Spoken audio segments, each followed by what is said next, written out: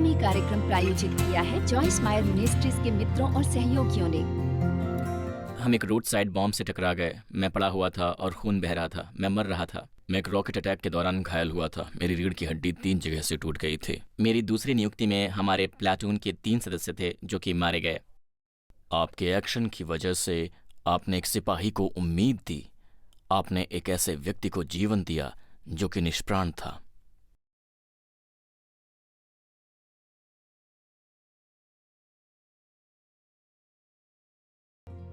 यदि आपका हृदय परमेश्वर के साथ है, आप उन सब ने पूरे मन से प्रेम करते हैं और आपकी उनकी सेवा करने की इच्छा है, तब आपको वो अपना भरोसे का साथी बनाएंगे। आप हैरान रह जाएंगे कि परमेश्वर आपका कैसे इस्तेमाल करते हैं, क्या कुछ करने के लिए।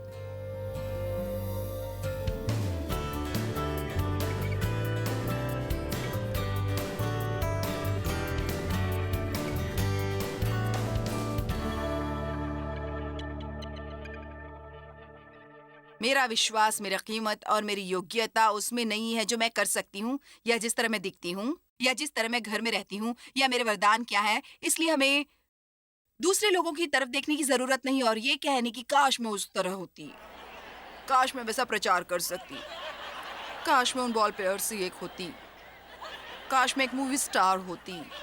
उसके काम ना बंद करें जो आपके पास अभी नहीं हो सकता और उसके साथ कुछ करना शुरू करें जो आपके पास है। आमीन। हमने बहुत समय बिता दिया उन चीजों की चाह में जो परमेश्वर हमें नहीं दे रहे, बजाय स्वयं को निष्ठावान और वफादार दिखाने के उसमें जो हमारे पास है। हमने होम बाइबल स्टडी में 5 साल सिखाया 25 लोगों को। 5 साल तक, 5 दिन या 5 हफ्ते नहीं, 5 साल। और मुझे वो करने में पैसे नहीं मिले और मुझे एक फुल टाइम जॉब छोड़नी पड़ी उसे करने के लिए। इसलिए 5 साल मुझे इसकी कीमत चुकानी पड़ी। फिर मैंने 5 साल तक किसी और के लिए काम किया और हमेशा मुझसे व्यवहार नहीं हुआ जैसा मैं चाहती थी कि मुझसे किया जाए, ना ही मुझे उतना पैसा मिला।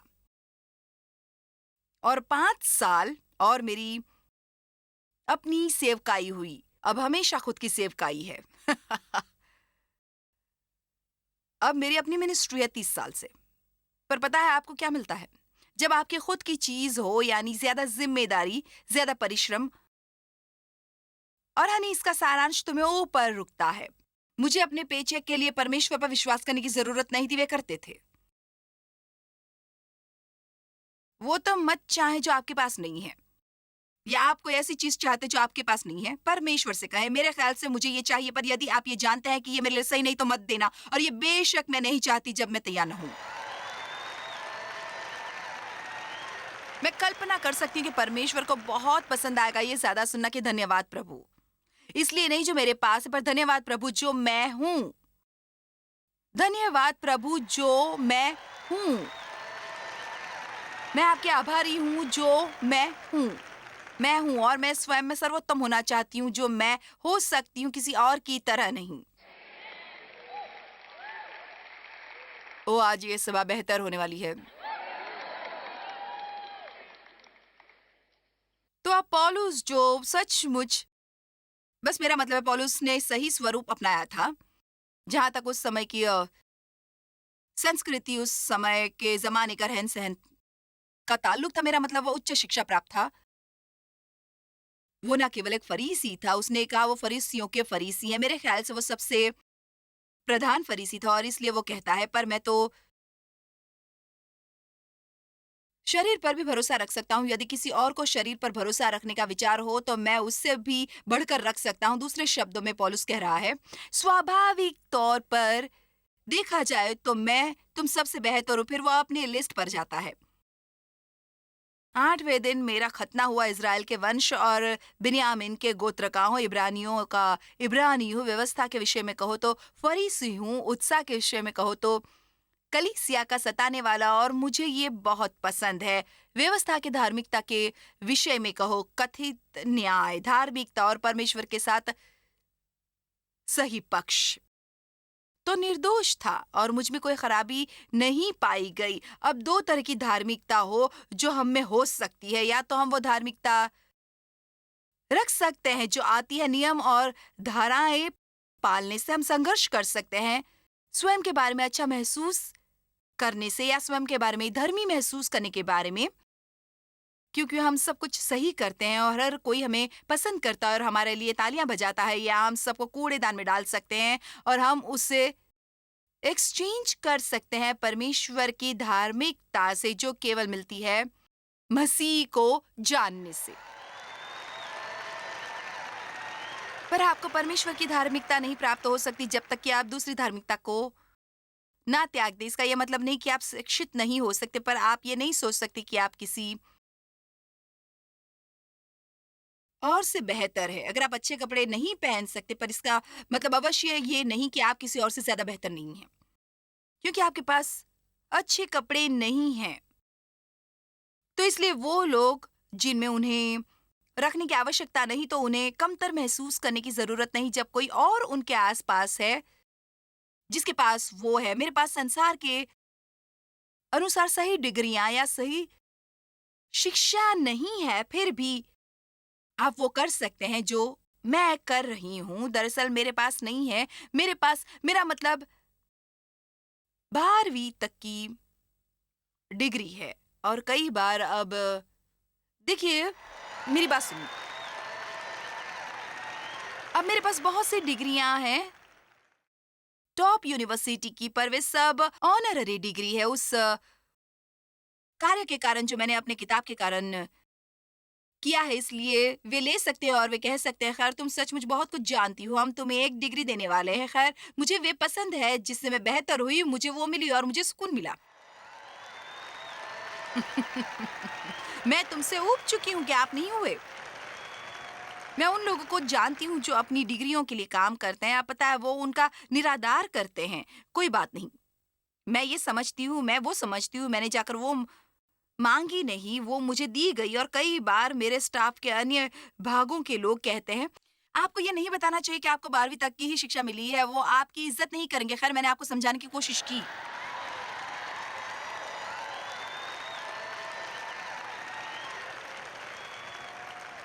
जो मैं कर रही हूँ वो केवल मैं एक कारण से ही कर रही हूँ, एकमात्र कारण, उन्होंने मेरा अभिषेक किया था सुसमाचार के प्रचार के लिए। और आप देखेंगे कि परमेश्वर आपका अभिषेक करेंगे, जिसका मतलब है चारों तरफ से पवित्र आत्मा द्वारा मालिश। क्या आपको ये पसंद नहीं आया? ऊ, ऊ। जब आपके चारों तरफ पवित्र आत्मा द्वारा मालिश होती है, बाइबल में लिखा है कि आप एक दूसरे की व्यक्ति में बदल जाते हैं। ऊ। लोग कहते हैं कि मुझे विश्वास नहीं होता, और इसी में मजा आता है। तो पौलुस ने कहा है, मेरे पास सब सही चीजें हैं, पर ये नहीं जिससे मेरी योग्यता और मूल्य है, उसमें ये नहीं है। इसलिए शिक्षा प्राप्त करें। मेरे ख्याल से बहुत बढ़िया होता है यदि आप सही स्कूल में जाते और आप सही बातें सीखें,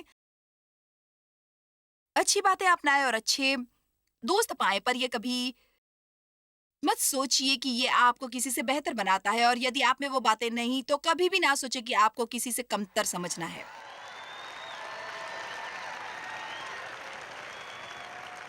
मैं आपको ये समझाने की मदद कर रही हूँ कि यदि आपका हृदय सचमुच परमेश्वर में है, तो उससे पूरे हृदय से प्रेम करें और आप उनकी सेवा करना चाहते हैं, तो आप अपना भरोसा बनाना चाहते हैं। आप अचंभित होंगे कि परमेश्वर आपका इस्तेमाल क्या करने के लिए कर सकते हैं। क्या आपको बेहतर महसूस हो रहा है? आप विवाहित लोगों के साथ घूम फिर सकते हैं, चाहे आप अविवाहित भी हो, आपका ऐसा महसूस नहीं करना।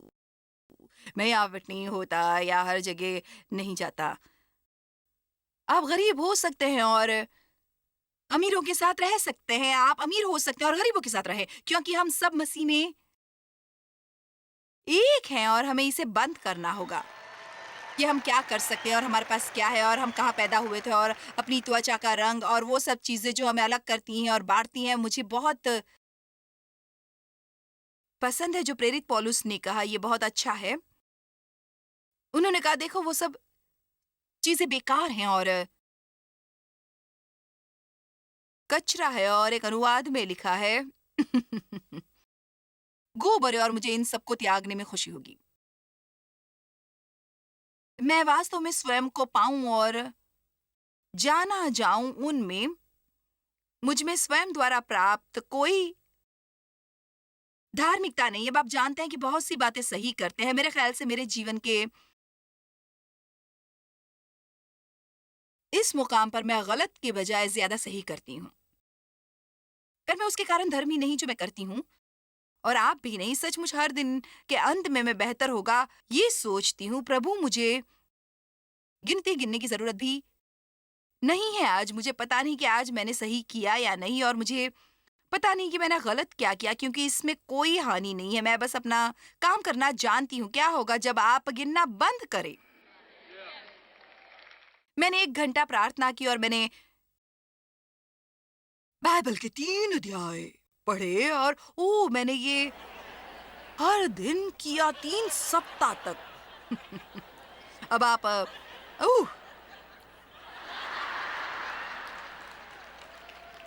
अपने मित्र के साथ लंच पर जाते हैं जो ठीक नहीं। तुम्हारे प्रार्थनामयी जिंदगी कैसी रही? तो आप तभी किसी को पूछ सकेंगे जब आपकी जिंदगी अच्छी हो। आप समझ रहे हैं? आपका प्रार्थनामय जीवन कैसा रहा? पता है, मैं सचमुच संघर्ष करती रही हूँ। मेरा मतलब है सुबह उठती हूँ और मैं सो जाती हूँ, और पता है मेरा मतलब है मैं प्रार्थना कर कर रही हूँ 10-15 मिनट प्रतिदिन, और आप कहते हैं ओ माय, देखा? ये है आप। आपको थोड़ी विक्ट्री प्राप्त हुई और आप बाहर के वातावरण में पवित्र साबित हुआ, और ये सब ऐसे ही काम करता है। वे चले जाते हैं। मैं आपको कुछ बताना चाहूंगी। आपकी गवाही देने के लिए भी समय होता है, और समय होता है, समय होता है अपने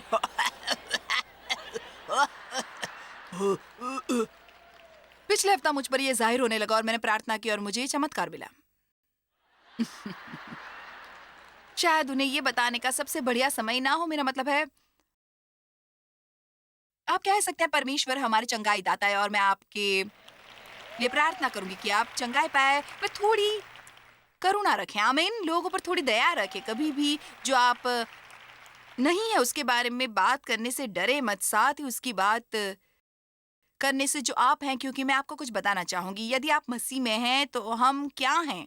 हम उनमें हैं, और यदि हम मसीह में हैं तो फिर हम क्या नहीं हैं? हम अभी उनमें नहीं हैं, और वो इसकी भरपाई करेंगे। जो मैं अच्छा करती हूँ वो मुझे करने की योग्यता देते हैं, और जो मैं नहीं कर सकती वो मुझे बल देंगे और मुझे इस योग्य बनाएंगे कि मैं ये आगे कर सकूं।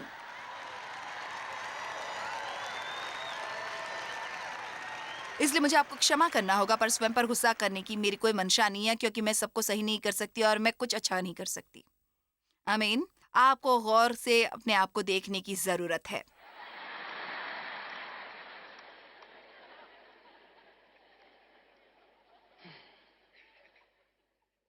ताकि मैं असल में पाई जा सकूं और जानी जा सकूं जैसे मैं उनमें हूं, अपनी स्वयं की कोई धार्मिकता ना रखते हुए, पर केवल वही जो वो देते हैं। तो आप धार्मिकता पर आप कर सकते हैं शरीर के कर्मों द्वारा, या आप धार्मिकता रख सकते हैं विश्वास द्वारा। ईमानदारी से कहूँ, ये शानदार संसार में सबसे कठिन सत्य है समझने के लिए और कायम रखने के लिए, तब भी जब आपको इस क्षेत्र में स्वतंत्रता हो, क्योंकि वो भाइयों पर आरोप लगाने वाला है। वही है वो हर समय आरोप लगाता है। मुझे ऐसा लगता है कि हम कई बार बेहतर होते हैं शैतान से कुछ पाते हुए बजाय परमेश्वर से पाने के। वो हम पर आरोप लगाता है और हम कहते हैं ओह, परमेश्वर कहते तुम क्षमा कर दिए गए, तुम मेरे साथ धर्मी ठहराए हो, मुझे पता नहीं। ओह, क्या आप सुरक्षित हैं? हम जब करते हैं हम उसमें काफी हद तक फंसे रहते हैं, या और बाकी सब लोग जो करते हैं। पता है, ज्यादातर समय जब आप किसी से मिलते हैं जिसे आप जानते हैं, मुझे पता नहीं है, शायद आपने ये कहना सीख लिया है, कैसे हैं आप? हालांकि मैं वर्कaholic थी, और जो मैंने किया उससे मुझे बहुत सी कीमत और मूल्य प्राप्त हुआ, क्योंकि मुझे ये अपने माता पिता से नहीं मिला था, और अफसोस आपको अपने बचपन में नहीं मिला। तो बहुत बार या तो आप पूरे असफल रहते हैं, या आप इतना कठिन परिश्रम करेंगे कि आप तकरीबन अपने को मार डालते हैं किसी किस्म की कीमत या मूल्य पाने में। आप में से कितनों में वर्कaholic होने की आदत है? ओके, मैं बाकियों से ये पूछूंगी भी नहीं। आप में से बाकी कितने आलसी हैं? खैर, देखिए आशीषित है मैं आज आपको अनुशासन नहीं सिखा रही तो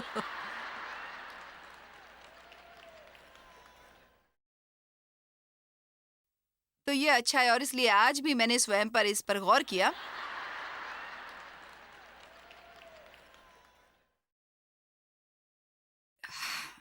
यदि कोई मुझसे कहता है कि कल पूरा दिन तुम क्या करने वाली हो, मुझे बेहतर महसूस होगा यदि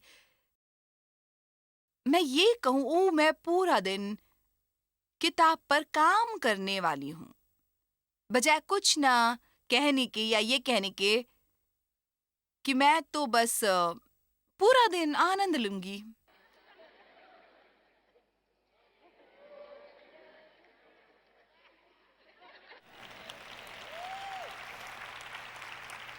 क्योंकि कुछ भी नहीं और आनंद किसी को प्रभावित नहीं करता।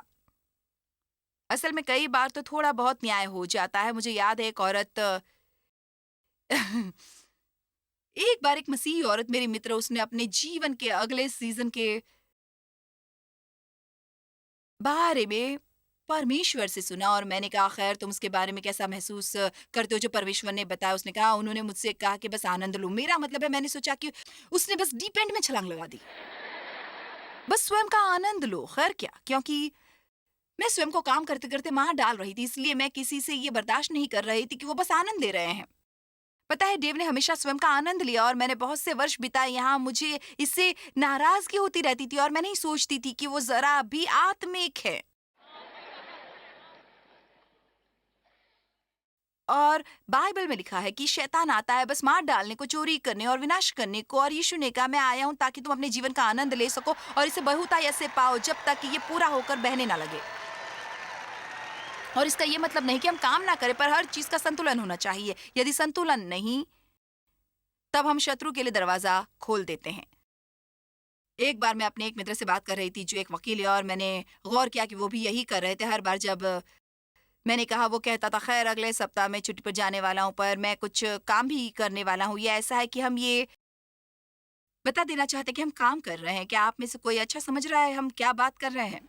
शायद आप में से कुछ कहते हो मुझे कोई समस्या नहीं, मुझे परवाह नहीं मैं काम करूँ या नहीं करूँ। आपके लिए ये एक उपदेश है। आप किसी दिन वापस आएँगे, पर ये उन लोगों के लिए जो बस शरीर के कार्यों में लगे हैं। और पता है जब आप ऐसे हो जाते हैं, मुझे परवाह नहीं तुम क्या करते हो, ये कभी भी काफ़ी नहीं होता। हमेशा ऐसा महसूस होता है कि आपको कुछ और करने की ज़रूरत है। ये उन व्यक्तियों के साथ होता है जो सोचते हैं, जो आनंद नहीं ले सकते जब तक कि उनका सारा काम समाप्त ना हो। क्योंकि उनका सारा काम कभी भी पूरा नहीं होगा। मुझे परवाह नहीं कि आप कौन हैं और हम बस शायद यही करने की कोशिश कर रहे हैं कि हम एक-दूसरे पर प्रभाव डालें। सबने पाप किया है और सब परमेश्वर की महिमा से रहित हैं, इसलिए सब उचित ठहराए गए और धर्मी बनाए गए और परमेश्वर के साथ सही स्थिति में लाए गए। आप में से कितने ये मानते हैं कि आपने पाप किया? ओके, तब यदि आप उस शास्त्र वचन के पहले वाला आधा भाग मान लें, फिर आगे बढ़कर हम दूसरा भाग क्यों नहीं मानते कि सभी उचित ठहराए गए और परमेश्वर के साथ धर्मी बनाए गए यीशु मसीह के लहू द्वारा। खैर, इस दोष भावना और दंडित भावना के बारे में क्या कहेंगे जिस तरह में सारा संसार महसूस करती हूँ कि खैर ये एक लड़ाई सी है, क्योंकि हम हमेशा उस पर बस नहीं रख सकते जो हम महसूस करते हैं। पर हमें ये सीखना होगा कि कैसे भावना को अपना परमेश्वर बनाना बंद करें और उनके आगे ना झुकें। आप किसी को माफ कर सकते हैं और फिर भी आप उन्हें देखते हैं तो आपको लगता है कि आप उनके आसपास नहीं रहे। इसका मतलब ये नहीं कि आप उन तक चलकर नहीं जा सकते और उनसे बात नहीं कर सकते। हम ऐसी बातें कर सकते हैं जो हमें मुंह पर मुस्कान लाकर करने को मन ना करता हो। हेलो, आमीन। आप उसके लिए तैयार नहीं, ओके? जानते हो यहोशू अध्याय 5 में एक शब्द इस्तेमाल किया गया है जिससे हम शायद वाकिफ ना हो, जो है नामधराई। और इज़राइली इंतजार कर रहे थे जाकर यरीहो पर विजय पाने की। ये उनके लिए पहला शहर होता जिस पर विजय पाकर उन्हें अधिकार करना होता यरदन पास करके। और वो शहर पनाहर के बाहर छानवी डालकर बैठे थे और परमेश्वर ने यहोशू से कहा कि लोगों से कहो कि वे तैयार हो जाए, क्योंकि कल मैं उनसे मिस्र की नामधराई उनसे हटा देने वाला हूँ। और शब्द नामधराई का मतलब है लज्जा, आरोप और दोष भावना। इसलिए व्यवहारिक उदाहरण है, मैं यीशु में विश्वास करती हूँ, मैं नए सिरे से जन्मी थी, मैं जानती थी कि मसीह में मेरे उद्धार करता है, पर फिर भी मुझ में मिस्र में बिताए गए अपने नामधराई याद थे। अभी भी अपने जीवन में अपने नामधराई बाकी थे, क्योंकि जो मेरे साथ बचपन में किया गया था, मेरे पिता ने मेरा यौन शोषण किया था। शैतान ने मुझे यकीन दिला दिया कुछ मुझ में ही खराब होगा। वो मुझ में ऐसा करना चाहते थे जो उन्होंने किया। मेरी सभी अन्य दोस्तों के लिए ये नहीं हो रहा था। खैर, मेरे कोई दोस्त नहीं थे, लोग जिन्हें मैं जानती थी, जिनके साथ ऐसा हुआ हो। और यही ज्यादातर बच्चे करते हैं, यदि उनसे अच्छा व्यवहार ना हो। वे सोचते हैं कि उनमें कुछ खराबी है, मुझ में ही कुछ खराबी है। आप में से कितनों के साथ बचपन में दुर्व्यवहार हुआ है और आपने सोच लिया कि आप में ही कुछ खराबी थी, और आप में से कितनों के साथ किसी और द्वारा दुर्व्यवहार हुआ, आप नकारे गए या त्याग दिए गए, और इससे आप उभर आए ये सोचते हुए कि मेरी ही गलती है। देखिए, खैर बिल्कुल ये तो शैतान चाहता है कि हम करें। कुछ मुझ में ही खराबी है, कुछ मुझ में ही खराबी है, कुछ मुझ में ही। खैर, मेरे ज्यादातर जीवन में मेरे दिमाग में यही रिकॉर्ड बजता रहा, मुझ में कुछ खराबी है, मुझ में कुछ खराबी है। मेरे ख्याल से ये इतना अद्भुत था कि पहली बात जो यीशु हमें देना चाहते वो ये है कि कुछ नहीं, ये नहीं कि तुम में क्या खराबी है, आप मेरे साथ उचित ठहराए गए मसीह के लहू द्वारा। यदि कोई मनुष्य मसीह में है तो वो एक नई सृष्टि है। पुरानी बातें बीत गई, वे सब बिल्कुल नई हो गई। वो जो पाप से अनजान था, पाप बन गया, ताकि आप उसके द्वारा परमेश्वर में धर्मी ठहराए गए। नाम धराई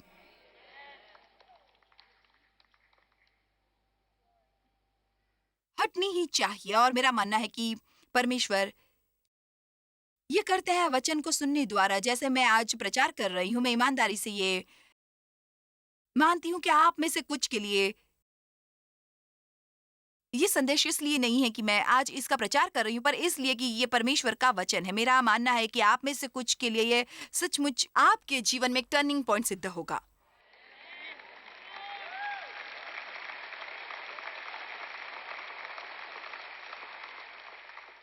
क्योंकि लज्जा नाम धराई का हिस्सा है। लज्जा, दोष, आरोप।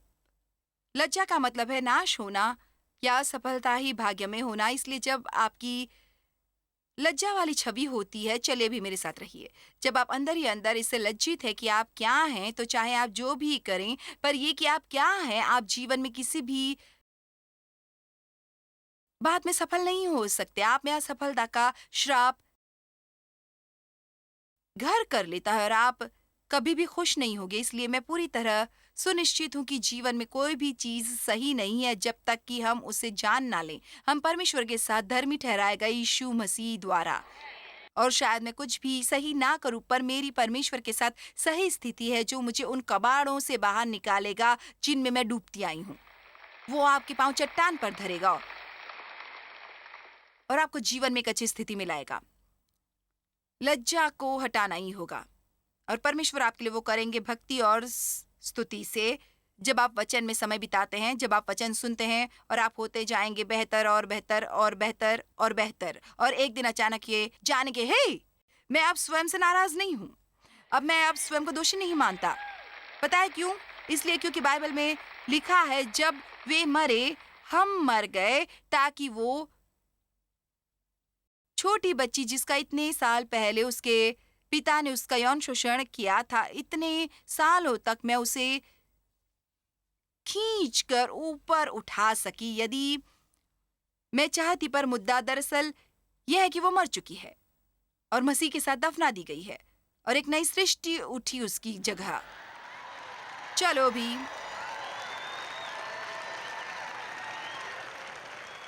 नहीं, आप पुराने के बारे में बात करना क्यों नहीं छोड़ देते?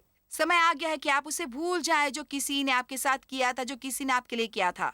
समय आ गया है कि अतीत की नामधराई को आप जाने दें और उस पर विश्वास करें जो वचन कहता है। ये वो दिन है जो परमेश्वर ने बनाया है, मैं इसमें आनंदित रहूंगी। मैं मसीह में एक नई सृष्टि हूँ। मेरे पास एक छोटा सा जीवन है जीने के लिए, और मैं इसे निडरता से जीऊंगी और मैं इसे आत्मविश्वास से जीऊंगी, क्योंकि मैं परमेश्वर के साथ धर्मी ठहराई गई यीशु मसीह के लहू द्वारा। आमीन, आमीन।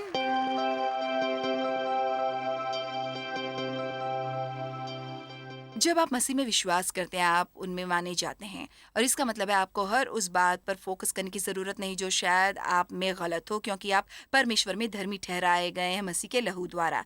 2 कुरिन्थियों 5:17 में लिखा है, इसलिए यदि कोई मसीह में है तो वो नई सृष्टि है, पुरानी बातें बीत गई हैं, देखो सब बातें नई हो गई हैं। पता है, हम हमेशा आपको परमेश्वर का वचन पेश करना चाहते हैं। मुझे ये भी नहीं पता कि मैं आपको कैसे बताऊं कि परमेश्वर का वचन कितना महत्वपूर्ण है, पर यह महत्वपूर्ण है कि आप इसे स्वयं ले लें और इसे अपने मन को नया करने दें, और वो समय इस्तेमाल करें जब आप गाड़ी चला रहे हैं या घर में काम कर रहे हैं या दूसरे काम कर रहे हैं, वचन सुनते हुए, पर साथ ही समय निकालें, एक नोटबुक लें, अपनी बाइबल लें, बैठें और सुने, ताकि आप इसे पूरी तरह ग्रहण कर सकें। परमेश्वर आपको आशीष दे और आपका दिन शानदार हो और ध्यान रहे आप इसका आनंद लें।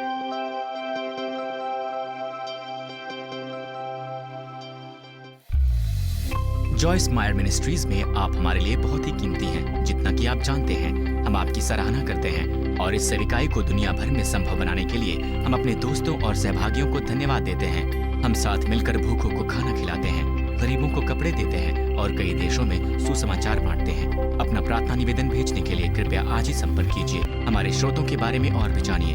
जॉयस की सभाओं की सूची देखिए हमारे साथ सहभागी बनने के लिए, क्योंकि हम दुनिया भर में मसीह के प्रेम को बांटते हैं।